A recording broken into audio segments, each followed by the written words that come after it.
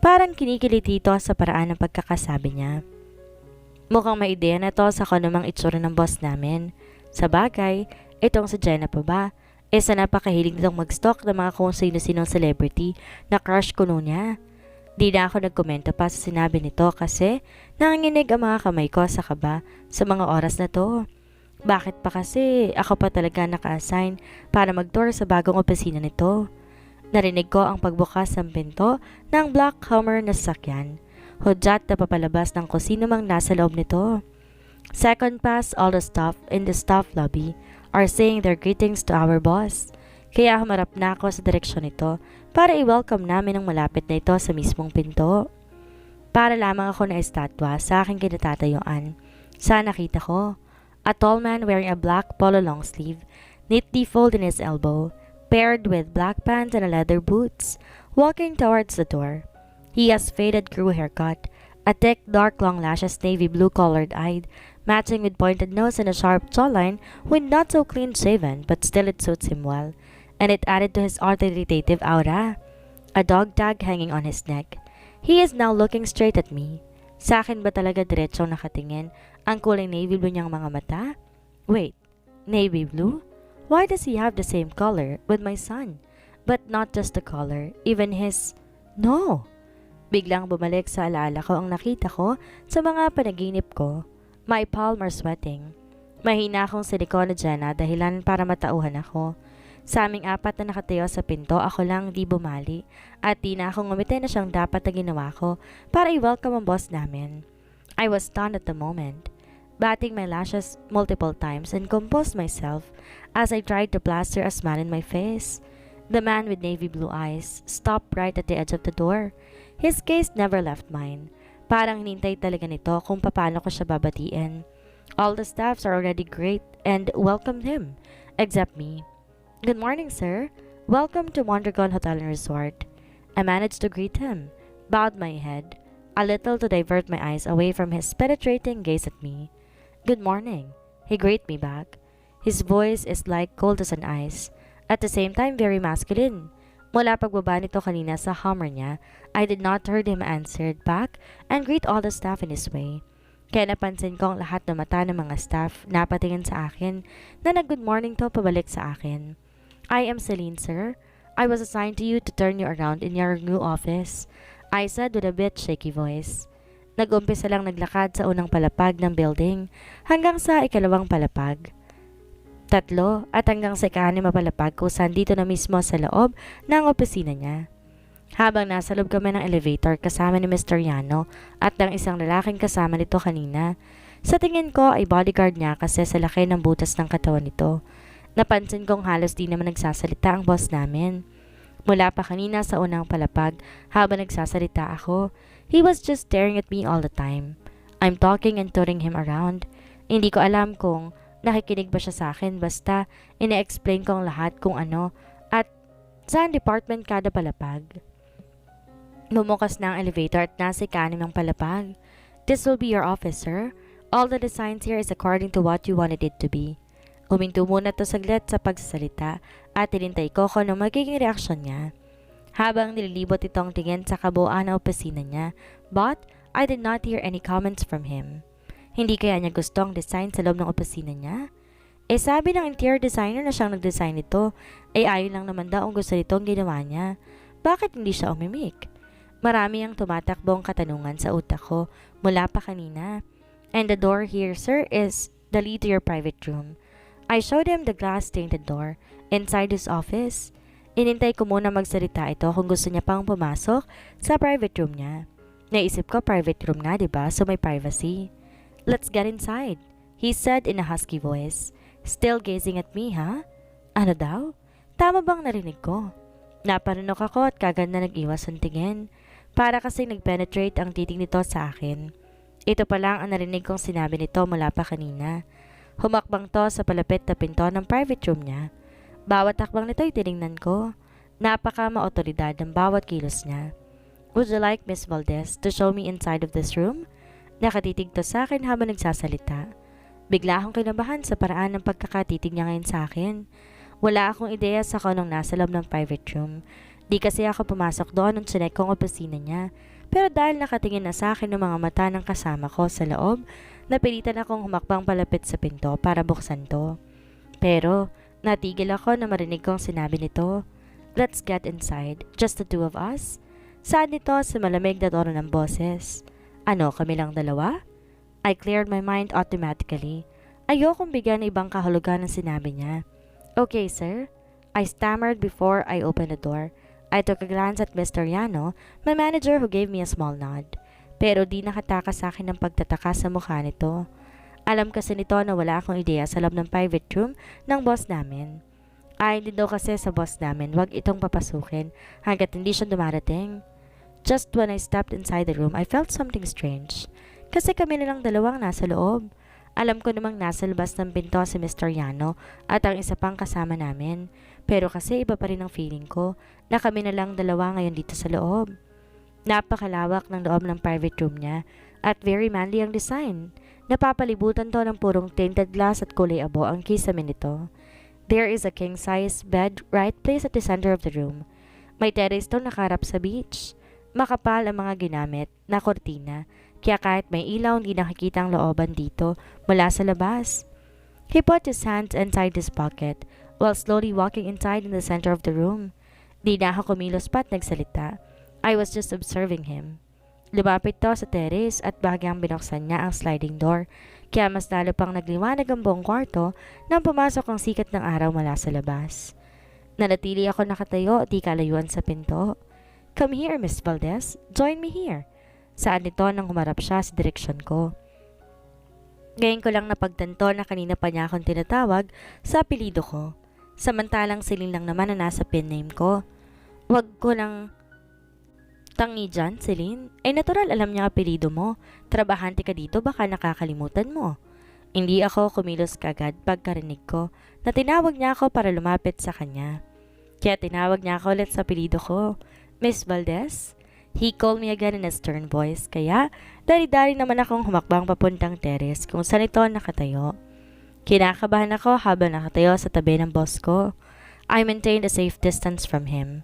Nakaharap kami ngayon sa terrace ng kwarto niya. Kita mula dito ang napakagandang tanawin, ang hangin na nagbumula sa dagat, napaka-presko. Napakatikas ng tayo ng boss ko. Habang nakapamulsa at nakaharap sa magandang tanawin, ngayon ko lamang napansin na hindi pala ito nakasuot ng business suit kagaya ng mga kasuotan na kadalasang businessman. Kakaiba ang dating nito kung mapagmamasdan mo ng mabuti. Umahalo sa simoy ng hangin ang palalaking pabango nito. Teka, bakit parang pamilyar ng pabango niya? Nanatili lang kaming nakatayo at tahimik at di na ako nagsasalita pa. Biglang nagulo ang utak ko sa pamilyar na pagtango ng boss ko. Napansin siguro nito ang pananahimik ko. Kaya nagtanong to sa akin na kinatingin ng tingin ko sa kanya. "Di mo ba na-check dito, Miss Valdez?" "Hindi po, sir. May order po kasi ako na magpapasukin ng private room ninyo." Sagot ko naman sa kanya. Kaya ang kaninang nakatingin sa dagat ng mga mata niya biglang bumaling sa akin. The way he looked at me intently makes my heart beat uncontrollably. Napilitan akong tumitig sa mukha ng boss ko. Kaya doon ko napansin kung gaano pala to kagwapo. Bagay na bagay sa kanya ang faded crew cut style ng buhok. Malalantik na pilikmata. Matangos na ilong, ang navy blue kulay na mata niya. Biglang nakita ko ang mata ni Alden dito. Pakiramdam ko nakatingin ako sa mata ng anak ko. They also have the same feature. No! Kaya iniwas kong bigla ang tingin sa kanya. At lumakas lalo ang kabog ng dibdib ko. Pakiramdam ko parang may bumara sa lalamunan ko nang biglang bumalik sa alaala ko ang masalimuot na nangyari sa akin 4 years ago. Yeah, I ordered that. Kaya pala nakatayo ka lang sa tapat ng pinto dahil wala kang ideya dito sa loob. Tama ba? He said calmly, his gaze still at me. Nakita ko sa gilid ng mata kong nakaharap na siya sa akin at napakatikas ng tayo niya. Or natatakot ka sa akin? Mahinang dugtong nito. Kaya hindi ko na masyado pa narinig ang huling sinabi niya. Napaka-intimidating at napaka-maotoridad ng araw nito. Yun ang napansin ko nang bumaling ako sa kanya at napatingin sa mukha niya. Ganun na nga po, sir. I heard him chuckled. "Come on, let's get out of here." Anito at taon na naglakad pabalik sa loob ng room. Mabilis naman akong sumunod sa kanya. Siya na mismo ang nagbukas ng pinto. Naabutan naming nakaupo ang manager ko sa upuan sa harapan ng lamesa, sa gitna, at mabilis naman tong tumayo pagkakita sa amin ng boss ko. Samantala, ang tingin kong bodyguard ni boss nanatili lang namang nakatayo. Lynn, talaga palang napakagwapo ni Sir Alexander sa malapitan, no? Di man pigilang bulalas na Jana na makabalik na ako papasok ng opisina namin. Di mapigilan itong ngumiti na animo, kinikilig na teenager. Tama nga yung sinabi ni Leia. Nakita na raw niya dati si Sir Alexander sa malayo nga lang, pero napakagwapo raw kahit sa malayo. Dagdag pa nito. Di na ako nagkomento pa sa sinabi ni Jana dahil ako mismo ay nakasaksi din kung gaano kagwapo si Sir. At mukhang dito na yata sa Cebu magbe-base yang si boss. Yun ang chismis ni Kara kanina. Ewan ko lang kung saan niya nasagap yan. Napalingon ako pagkarinig ko sa sinabi ni Jana. At ang gaga parang tuwang-tuwa naman sa narinig na chismis na dito na raw mag-base ang boss namin. Napailing-iling ako at bahagyang natawa sa inakto ni Jana. Para kasi ito nakakita ng ultimate crush. Inabala ko na lang aking sarili sa pagtipa sa computer sa harap ng table ko. Mas gusto ko mag-search na magagandang tourist destination spot sa computer kaysa makipag-chismisan kay Jana. Pagsapit ng 5:00 ng hapon, ay kaagad oras na ng out namin. Isa-isa ko nang naligpit ang gamit ko at sinilid sa bagang phone ko. Nauna ako nagpaalam kay Jana para wala atang balak umuwi ng babaeng to eh. Habang naglalakad ako sa hall ng papuntang exit gate, nakita kong nakaparada ang black Hummer ng sasakyan ng boss ko. Sa mismong gate, parang kausap ito si Manong Guard. Nagpatuloy lang ako sa paglalakad. Na malapit na ako sa exit, narinig ko pang pagbukas ng pinto ng sasakyan nito. Nakita ko bumaba siya at umikot sa sasakyan niya. Naglakad papuntang exit gate ng mga empleyado. Sakto naman nasa tapat na ako nang biglang nagsalita ito. Miss Valdez? Tawag nito sa akin. Napahinto ako at napatingin sa kanya. He still have this intimidating and authoritative aura that is now gazing at me. Nagtataka ako kung bakit at kung ano kaya ang kailangan nito. Yes, sir? Mataman muna tong tumitig sa akin bago nagsalita. Pauwi ka na? I'll give you a ride, he said without breaking his gaze at me. His voice is blazing with authority and finality. Pauwi ka na? I'll give you a ride, he said without breaking his gaze at me. Aba teka, may pagkadominante pala tong boss ko. Matagal bago ko nakasagot sa boss ko. Natinignan ko si Manong Guard. Nakatingin din pala to sa gawin namin. Kaya nang ibalik ko ang mata sa boss ko, nakapamansa na tong hinintay ang sagot ko. Wag na po sir. Magta-tricycle na lang po ako. Nahihiya akong sagot kasi nakatingin sa amin si Manong Guard at may mga ilan nilang trabahante ng dumaan at panigurado nakatingin sa amin. Get inside. Instead, my boss says in a stern way. Hindi niya yata marinig ang sinabi ko. Naglakad to pabalik ng sasakyan niya. Binuksan ang pinto sa passenger seat. He nodded his head for me to get in the car. Paano po? Hindi na po kailangan, sir? Tinaas ko ang isa kong kamay at takmang hahakbang na sana ako paalis. His voice stopped me. I insist. Buo at puno ng pinalidad ang boses niya.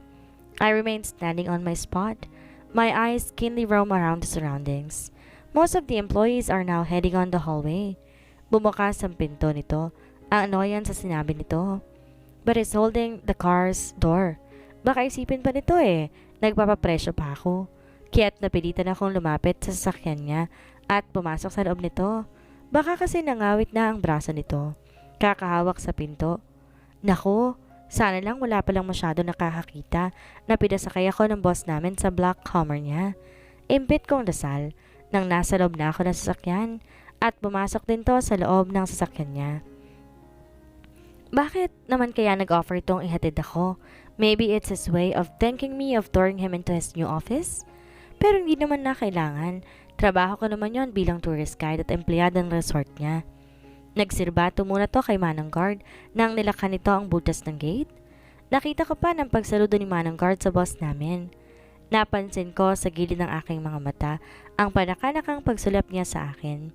Habang ako naman ay parang nabato sa kinaupuan ko.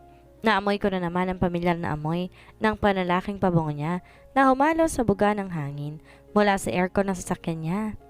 Napapikit ako sa isiping, no, Matagal ko nang kinilimutang na masalimuot na nakaraan na yon. Pero bakit sa tuwing naaamoy ko ang pabango niya, sumasagi sa isip ko ang nangyaring bangot na yon na halos maglilimang taon ko nang pilit na kinalimutan. San ka nakatira, Miss Valdez? Basag nito sa katahimikan at tinanong ko saan ako nakatira. Sa may Santa Maria's po, sir, I answered without looking at him. Napansin ko parang kabisado niya na ang daan at bawat kali dito papuntang barangay namin. Nagtataka akong lumingon sa gawin niya na kay diretso lang ang mata sa daan. Sa bagay, sila ang may-ari na itong isla. Kumbinsi ko sa aking sarili. Hindi umabot ng kalahating oras, nasa tapat na ako ng gate ng bahay namin. Kasi kapag nag-tricycle ako, kadalasan umaabot ng kalahating oras. Salamat po sa paghatid, sir. I bowed a little. Di sumasagot ang boss ko. Nilibot itong paningin sa paligid nang tignan ko siya. Kagad akong bumaba ng sasakyan at mabilis na nagtungo sa gate. Akala ko aalis na ito, ngunit bumaba ito sa sasakyan niya. Kaya't nahinto ako sa tangkang pagbukas ng gate. Tumingin ako sa kanya. He roamed his eyes in the surroundings while he shoved his hand inside his pocket. Sa tangkad nito ay nagmistula tong modelo kung titingnan mo. Dumagdag pa ang napakagwapo nitong mukha. Ang navy blue na kulay ng mata nito nakatingin sa palibot hanggang dumako ang mata nito sa akin. Nahuli tuloy ako nakatitig sa kanya. Kaagad naman akong nag-iwas ng tingin dito at nagkunwari na binubuksan ko ang gate namin gawa sa metal kaya lumikha ito ng ingay. Valdez, are you having a hard time opening the gate? Naramdaman ko ang unti-unting paglapit ito sa likod ko. Ha? Hindi po sir, kaya ko po itong buksan. Natataranta kong sagot. Mabutit na buksan ko kaagad ang gate kaya't lumingon na ulit ako sa boss ko para sana pasalmatsan siya mula sa paghatid sa akin. Pero nakita kong lumabas ang kapitbahay na si Aling Saling. Ang alam ko may pagkamarites ito. Marahil ay napansin itong maganang sasakyan na nakaparada sa tapat namin. Matamantong tumingin sa boss ko at lumapat ang tingin sa akin. Nabahala tuloy ako na baka pagchismisan ako nito. Sir, salamat po pala ulit. Sabi ko habang nasa loob na ng gate. Nakunot ang noon nitong tumingin sa akin. Marahil napansin itong mabilis akong pumasok sa loob ng gate. But then in a second he slowly nodded and headed back to his car. Inintay ko muna na umalis ang sasakyan niya bago ko tuloy ang sadarado ang gate. Malakas ako napabuntong hininga na makapasok ako sa loob ng bahay. Mabuti na lang at wala pa sila nanay at si Alden nang dumating ako. Dahil kung hindi, magtatanong ang mga to pag nagkataon. Mama! Tawag ng maliit na boses ng anak ko sa akin. Malapad akong ngumiti habang sinalubong ko to mula sa pinto. Kakaragahin ko sana to pero mabilis itong umiling. Kaya hinalikan ko na lang to sa pisngi niya ng bahagya. Akong tumakwang para kargahin to. Doon ka na naman babag standby sa house cuisine ng Tito Luis mo? Habang hawak ko ang maliit itong kamay, marahang pinaupo sa sofa. Opo, Mama. Me and Lola Nay? Mabilis na sagot ito sa akin. Ginulo ko ang buhok nito pagkasama nito sa akin. Nakanguso naman tong tumingin sa akin. Mama, stop ruining my hair. Reklamo nito at natawa naman si nanay. Habang nakatingin sa amin ang anak ko. O siya, magbihis ka na Alden. Tawag nito sa pinsan ng anak ko. Kagad namang sumunod si Alden at maingat na umakyat sa kwarto namin. Habang nasa kusina kami ni nanay, tinulungan ko ito sa pagluluto. Dito po ba kakain si Luis, Nay? Tanong ko habang naghihiwa ng gulay. Oo, magsasarado yun ng maaga sabi ng nakarang linggo. Nay, mukhang may balak na atang magpatayo ng restaurant si Luis sa buong sulok ng Cebu Biro ko at bahagyang natawa si nanay sa sinabi ko. Mula kasi nung dumating ako dito sa Cebu, narinig kong nagplano si Luke na magpatayo ng restaurant sa lungsod ng Cebu. Napakalaki ng pangarap ito na siyang kinahanga ko sa determinasyon nito pagdating sa negosyo. Ito rin ang nagtulak sa aking bumangon mula sa pagkakalugmok. Tinulungan ako nitong mag-aral muli kaya't natapos ko ang kurso kong tourism management. Napakalaki ng utang na loob ko kay Lewis at kay nanay. Ewan ko ba sa batang yun? Wala na yatang balak pa mag-asawa. Ginugugol niyang lahat ng oras sa negosyo. Tama na sanang may branch na siya sa Maynila Saan din ay Laurang napailing-iling habang nagluluto ng ulam namin. Gusto ko sana makita tong magkaroon na siya ng sariling pamilya para nang sa ganon mapanatag na ako. Tumatanda na kasi ako, Celine. Pagkasabi nito, Makahulugang ngumiti sa akin si nanay. Parang may kaanong meaning ang ngiti nito sa akin. Dilingad sa kaalaman ni Nanay Laura that his son Louis offered me his name for my son Alden, but I declined it for any reasons that only me knows. Anak, sino palang kamiting mo kanina? Nanay asked Louis, while putting some foods on my son's plate. Mula kaninang dumating ito ay napansin ko ang pananahimik ni Louis. Dati kasi kapag may kamiting ito at good vibes ang dala, masigla ito nagkukwento sa amin ni Nanay. Pero ngayon, iba. Tahimik lang ito kaya't nakakapagtaka. Tumingin ako sa gawin nito habang niintay ko rin ang sagot niya sa tanong ni Nanay Louis. The island's owner, he simply answered. At tumingin sa akin sa kanilipat ang tingin sa anak ko. Nanatiling seryoso pa ang anyo nito habang sumusubo. Island's owner? Ibig sabihin may-ari na buong isla? Ang boss ko, si Sir Mondragon? Bakit naman kaya nakipag-meeting ito kay Louis? Nagtatanong ang mga mata kong tingin sa kanya. Baka nagka-problema to sa negosyo niya at sa may-ari nitong isla? Natigilan naman si nanay sa sinabi ng anak niya at matabang tumingin kay Louis. Kilala kasi ang mga Mondragon dito sa Cebu at sa isla. May problema ba, anak? Nanay voice is lacing a worry. Umiling naman si Louis bilang sagot sa ina niya at matipid ng umiti pagkatapos para makumbinse si nanay na walang problema. Tsaka tumingin sa akin na may kung anong emosyon akong nakita sa mata nito. Pagkatapos ay bumaling sa anak ko na katabi lamang nito. Maingat pa niyang sinubuan si Alden na parang anak na ang turing nito kay Alden. Nakaramdam ako ng pagkauhaw. Kaya bumaba ako at nagtungo sa kusina. Naabutan ko si Louis na may kinukuha sa loob ng ref. Napansin nito ang presensya ko kaya't umayos to ng tayo at tumarap sa akin. Kukuha lang ako ng tubig. Sabay turo ko sa baso at pitsil na nasa tabi niya. Kinuha naman ito iyon at tinagyan ng tubig ang baso, tsaka inabot sa akin. Bakit di ka pa natutulog? I asked him while I take the glass of water from his hand. He stared at me for a moment before he answered and he leaned his back on the counter. Di ako makatulog. Then he gulped the glass of liquor. Ngayon ko lang napansin na alak palang hawak ito kanina, which is something odd for me to see him drinking liquor. Parang di naging maganda ang nangyaring meeting nito kanina. When the strong smell of the liquor hit my nostrils, bahagya akong lumistansya sa kanya. Pansin niya ang naging reaksyon ko. Pero hindi ito umiimik. Sige, mauna na ako. Then I was about to walk back to my room when his question stopped me. It's been 4 years. Wala ka bang balak alamin kung sinong ama ni Alden? Louis asked me. In a cold and low, calm voice. Ito ang unang pagkakataon na nagtanong to sa akin tungkol dito. This is the unusual behavior of him. Alam niyang sensitibo ako pagdating sa ganitong topic. I turned to him and shifted my gaze from the glass of liquor from his hand to his midnight eyes, who is now staring at my black, gloomy orbs. I remained silent and frozen in my spot at his hidden question.